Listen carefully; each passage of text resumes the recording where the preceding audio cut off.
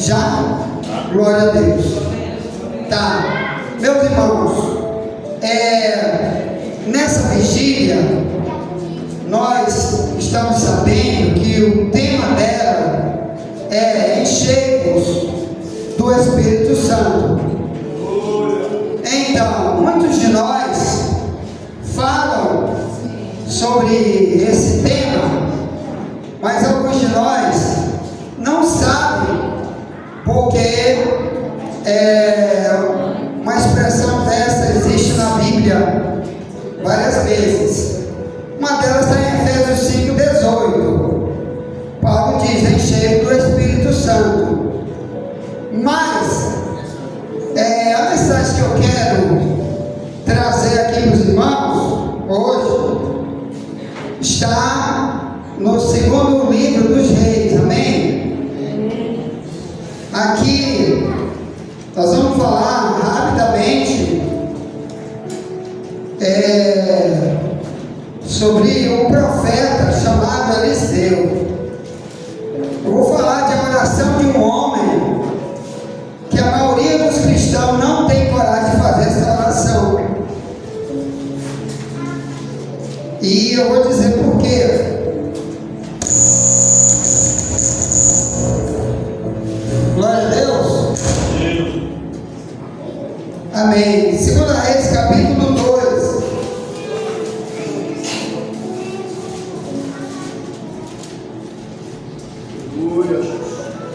Segunda Reis, capítulo 2, apenas o 8 em diante. Quem pode ficar de pé, pode ficar de pé. Amém? Quem não, pode ficar sentado. Mas em referência ao Deus da Bíblia, então vamos ler o texto. Quando se acharam, diga glória a Deus. Glória a Deus. Amém. Então no verso 8, eu sempre gosto de falar que eu uso minha tradução da Bíblia, numa das traduções mais antigas, a minha Ferreira de Almeida Revista Corrigida, que é mais fácil de você entender o que eu vou falar aqui. Então 2 Reis 2, verso 8 em diante, diz: então Elias tomou a sua capa e a dobrou e feriu as águas, as quais se dividiram para as duas bandas e passaram ambos em seco. Verso 9: sucedeu, pois, que, havendo eles passado, Elias disse a Eliseu: pede-me o que queres que te faça, antes que seja tomado de ti. E disse Eliseu: peço-te que haja porção dobrada do teu espírito sobre mim. Verso 10, vou ler só parte A. Disse Elias: coisa dura pediste. Sente, dando glória a Deus. Amém? Então, meus irmãos, aqui nós estamos lendo sobre a história de dois homens. Um que era o profeta Elias, que quem já estudou a história do Elias sabe que ele é conhecido até no Novo Testamento, porque no último versículo do livro de Malaquias diz: antes que venha o dia do Senhor, eu vou enviar para vocês o profeta Elias. E lá em Mateus 14, Jesus disse: vocês não estão esperando Elias, ele já veio, e vocês não perceberam, ele era João Batista. Então, não que João Batista estava incorporado, como diz na casa de Macumba, não, ele veio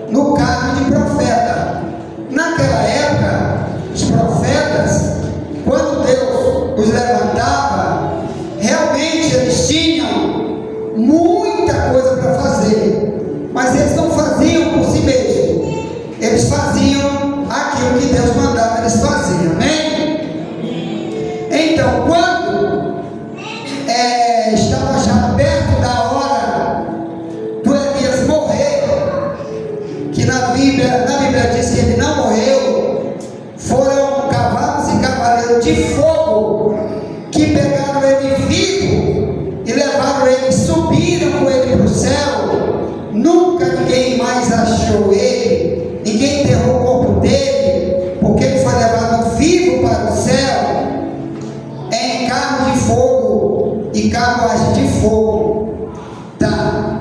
Mas antes deles subir nessa carruagem de fogo, ele diz para o seu sucessor, o Eliseu: olha, antes que eu seja tomado de ti, pede o que tu queres para me te dar. Ele podia dizer assim: tu tem algum dinheiro no banco? Tu tem alguma pepita de ouro por lá? Um carro importado? Tu quer deixar tua casa para mim? Tu não vai mais viver? Deixa para mim tua fazenda, teu gado. Não. Ele fez uma oração que, se fosse algum de nós hoje, muito raramente fazia esse tipo de pedido. Ele disse: eu quero a porção dobrada do teu Espírito. Eu sei que no Novo Testamento essa expressão não existe, Deus não opera desse jeito, até porque aqui, em João 3,34, João Batista pregando disse que Deus não dá o seu Espírito por medida. Então ele dá a plenitude, ele dá tudo, se a gente tiver ele em nós. Se Deus habitar em nós, ele dá a plenitude. Amém? Tá. Então, o que eu estou tentando falar para os irmãos é que, se fosse eu e tu hoje que fosse fazer uma oração a Deus, será que a gente teria coragem de pedir para Deus: Senhor, eu quero a plenitude, que no Antigo Testamento era porção dobrada? Será que eu teria coragem de fazer esse tipo de oração? Já que Tiago diz que a maioria das orações que se faz na igreja, muitas estão incluídas em Tiago 4,3, que ele diz: pedi e pedi mal, porque você pede para gastar com o seu deleite, por isso tu pede e não recebe. Então, o cristão verdadeiro, se ele for pedir, como muita gente vem para as campanhas de igreja, para pedir apenas: Senhor, eu quero ser curado disso, Senhor, quero que o Senhor resolva o problema da minha família, isso é bom, isso é necessário, Senhor, estou querendo um dinheiro para resolver esse problema e aquele. Tantos tipos de oração a gente faz, mas já imaginou se a igreja primitiva, se ela também tivesse só esse tipo de oração de Tiago 4,3, pedir só para o seu deleite?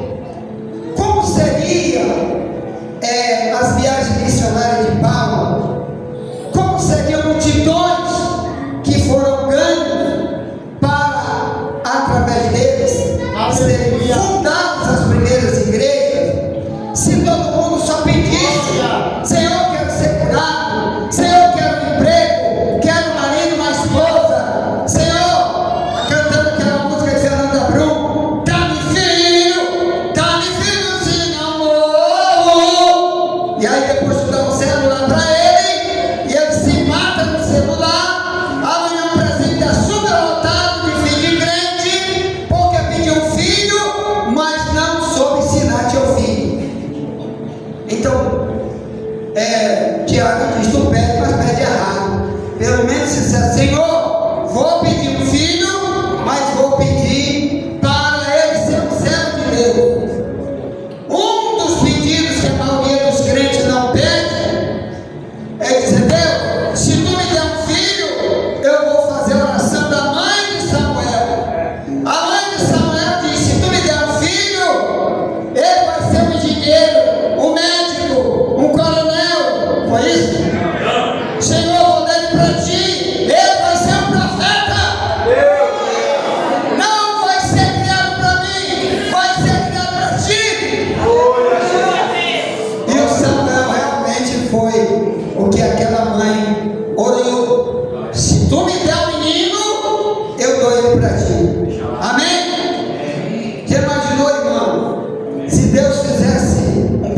para ti, como Deus fez para Abraão.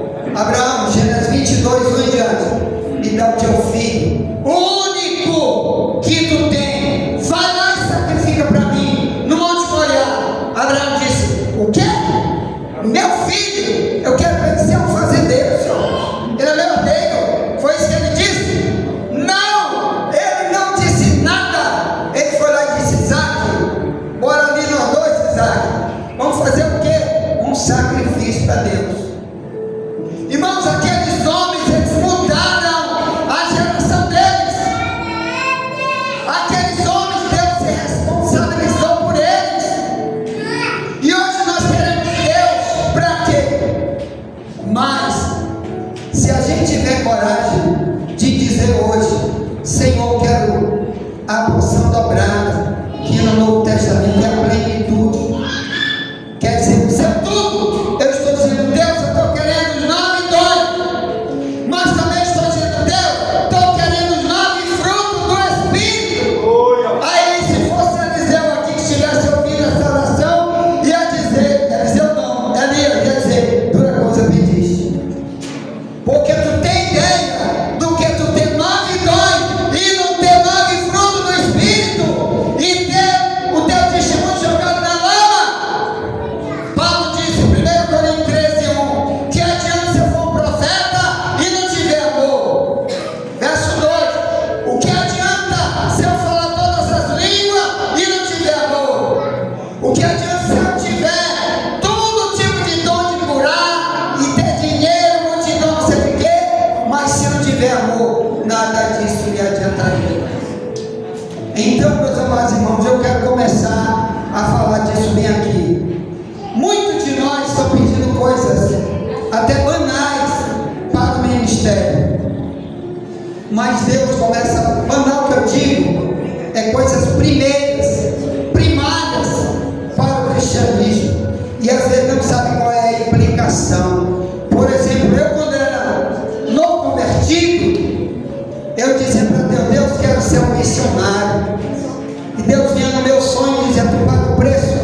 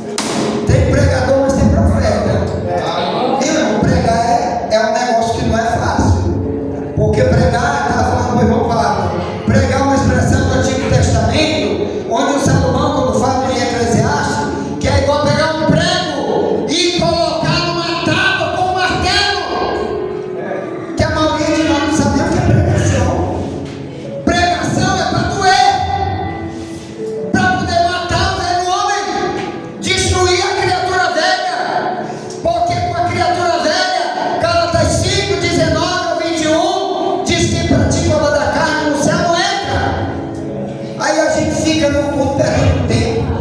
Então que você peça para Deus a plenitude. Primeiro, plenitude é Ele todo, é Deus todo morando em nós. Só que se Ele morar todo em nós, Ele também quer tudo. Ele não quer um pedaço. Senhor, olha, tu me ensina sobre isso, aquilo e aquilo, mas aquilo outro eu não quero. Esse Deus aí não é o Deus da Bíblia. Esse daí não é o Espírito Santo. Esse daí é o Espírito Santo de Romanos 8:9, que Paulo diz que anda na carne, não tem o Espírito Santo e não pertence a Cristo. Eu quero só esse pedaço, não quero a plenitude, porque a Bíblia diz que o corpo é o templo. 1 Coríntios 3:16, o corpo do ser humano, onde Deus habita, é o templo onde Ele habita, e Ele quer que seja santo. Santo quer dizer separado só para Ele. Glória a Deus. Tudo é dele. Por isso que na Bíblia diz que Ele é Senhor. A palavra Senhor no grego Kyrios quer dizer dono. Toda vez que você chamar Jesus de Senhor, você está dizendo que você é meu dono. Mas você já viu um dono não mandar naquilo que é dele? Por isso que Ele disse em Mateus 7:22, nem todo que me diz Senhor, Senhor entrará no reino do céu, mas apenas aquele que faz a vontade do meu Pai que está no céu. Então eu quero falar disso aqui, a oração. Irmãos, vamos ter muito cuidado quando a gente pedir alguma coisa para Deus, para que não seja só para gastar por deleite. Senhor, eu quero me casar. Tu tem ideia do que é um casamento? Tu já estudou na Bíblia sobre o que é um casamento? Ser uma mesma carne. No início diz, eu até escrevi um livro, um dos livros que eu escrevi, chama Separado pelo Casamento. Sabe por quê? Porque quando está namorado, é beijo para lá, beijo para cá, e diz, olha, se eu casar contigo, eu moro aqui até debaixo da ponte, eu moro contigo. Se não tiver dinheiro, ele come ovo de manhã, tarde e noite, mas deixa passar uns diazinhos, que o diabo dá uma futucada nele, nela, aí começa a ter os problemas, porque não entendeu o que é um casamento. É abrir mão, é Romanos 14:12, cada um dá conta de si para Deus. Não é botar a culpa nele, não é botar a culpa nela, é cada um fazer a sua parte. Então, se você não sabe o que é casamento, vai fazer como Paulo. Paulo preferiu não se casar, porque ele não queria passar por muitas tribulações que vêm através do casamento. Então, eu quero falar de oração. Esse homem, chamado Eliseu, ele fez uma coisa que muitos de nós não começaram do começo como ele começou. Aqui a Bíblia diz, irmão, que esse homem, quando o Elias encontrou ele pela primeira vez, ele estava arando com juntas de boi, ele trabalhava no secular. Na hora que ele foi ungido, que Deus disse, vai lá e unge ele, a primeira coisa que ele fez foi pegar aquilo ali, tudinho que ele tinha, matou aqueles bois, deu para o povo, nunca mais ele voltou para trabalhar no secular. E aqui, ó, 1 Reis 19:21, diz que ele se tornou servo de Elias. Muitos de nós estão querendo alguma liderança, mas ainda não foi servo de ninguém. Por que você diz, por que eu sempre prego? Eu tenho escola em áudio todo dia, 3 da manhã, em áudio, que eu envio para a nossa igreja e para outros. Por que eu sempre uso Mateus 25:30? Que Jesus disse, lance o servo inútil nas trevas exteriores, lá verá preta e ranger de Deus. Porque eu sempre tenho que dizer isso, que muitos de nós, irmãos, vêm para o cristianismo e não serve para nada. Outros servem só da sua maneira. Outros a gente está precisando, irmão, estão precisando de você para fazer isso, e não encontra ele. Mas às vezes está orando, pedindo outras coisas. E Deus está dizendo, primeiro eu queria que tu fosse servo.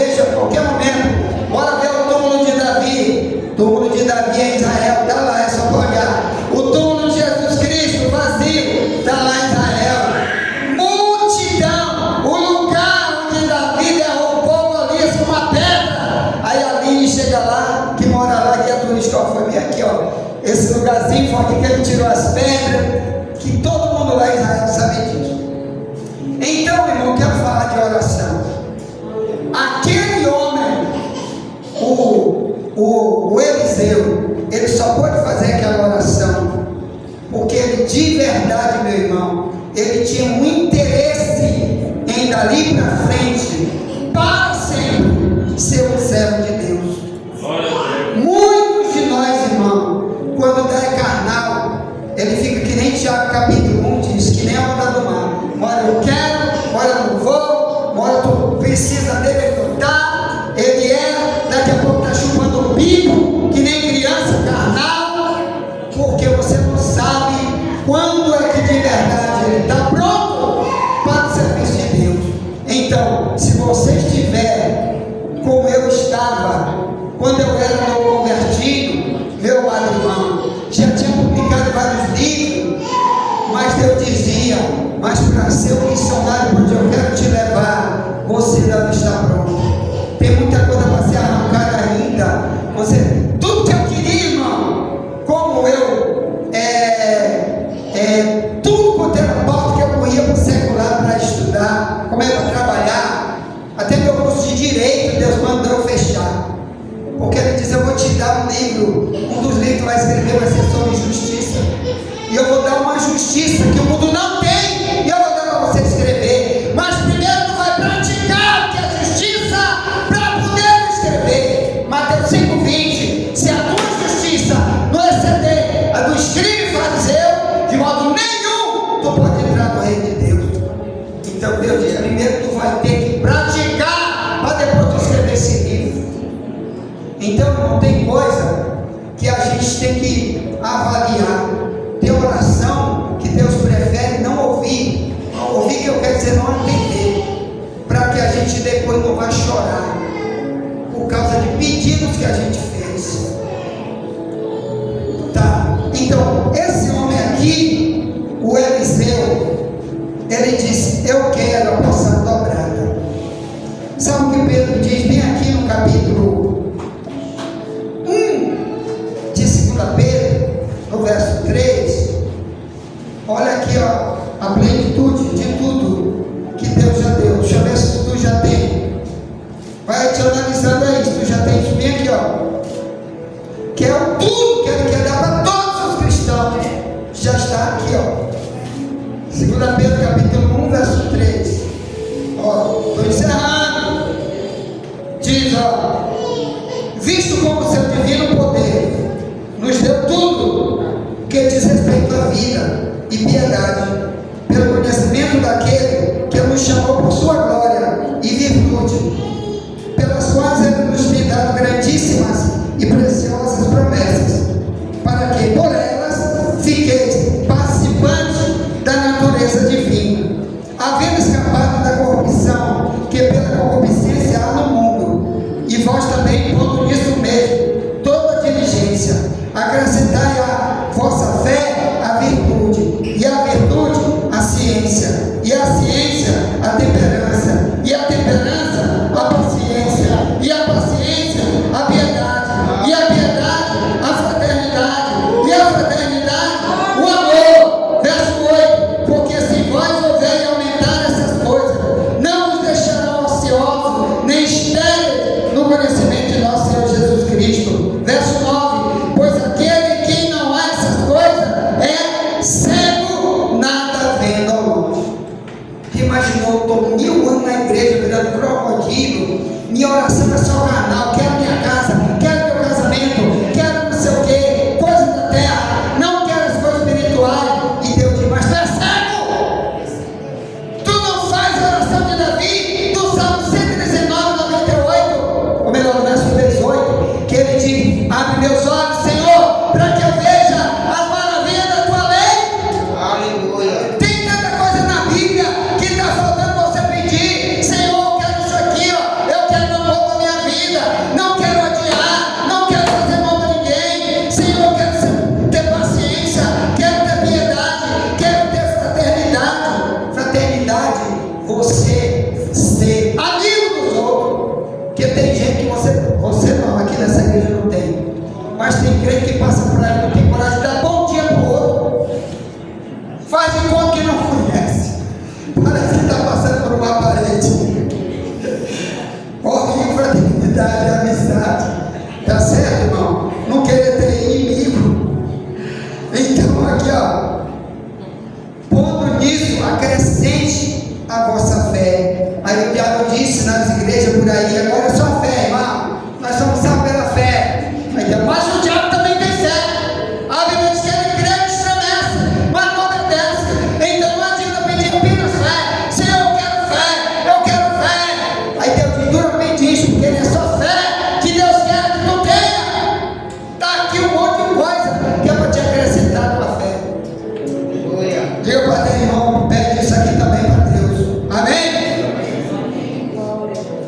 acrescente a vossa fé a virtude, e a virtude a ciência. Essa virtude aqui, irmão, é poder. Poder para ser um cristão. Tem muita gente que não pode ser um cristão, porque tem coisa que ele não quer usar que o cristão usa. E as pessoas dizem: tu é cristão? Por que você acha que em Romanos 2,18 Paulo diz para um cristão de Roma: olha, o nome do Senhor é blasfemado no meio dos gentios por tua causa, porque tu ensina os outros, porque tu não ensina para ti mesmo.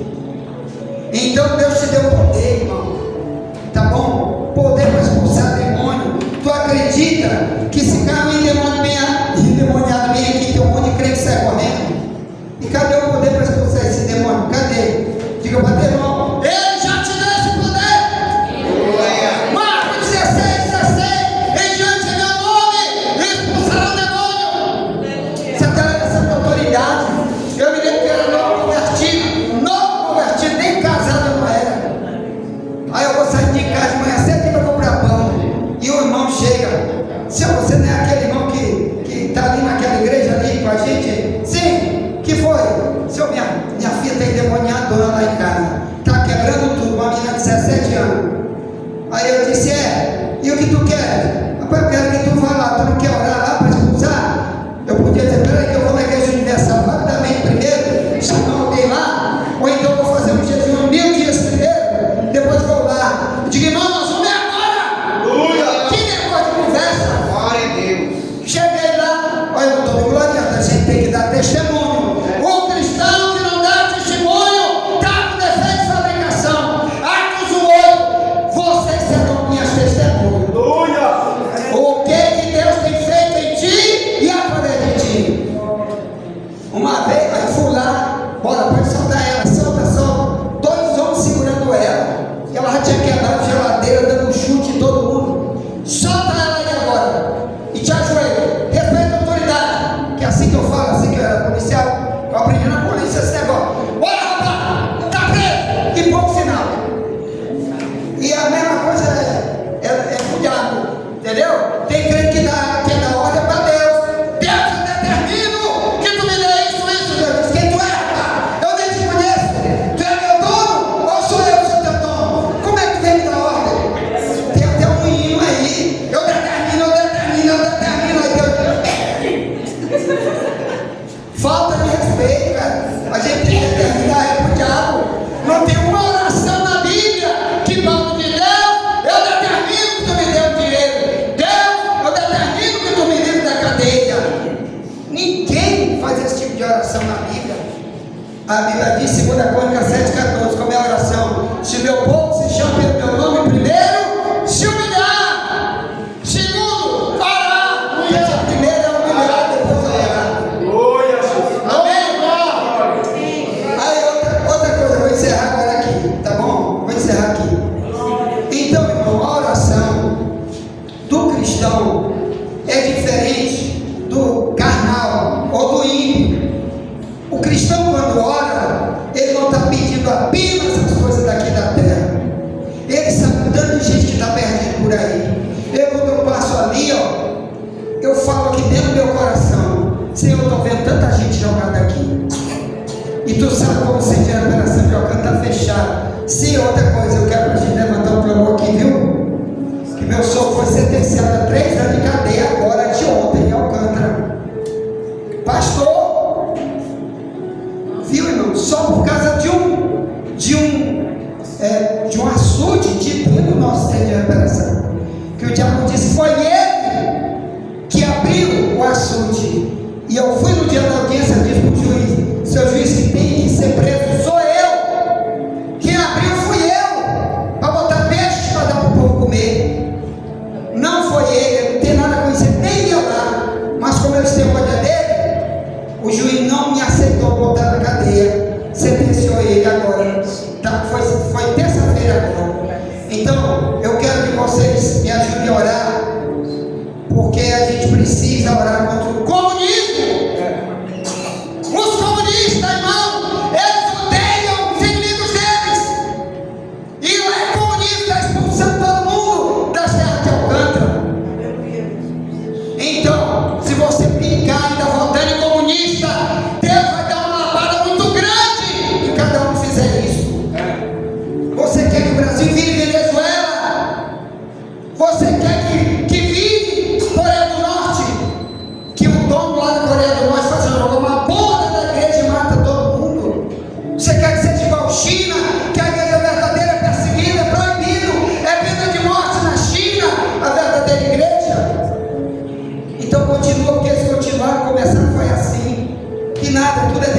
democracia, democracia, mas começa a perseguir os inimigos, bota na cadeia, não tira nunca mais. Lá tem velhinha que mais de um ano está presa, só porque estava com a Bíblia orando na porta lá, onde o diabo quebrou lá, está preso.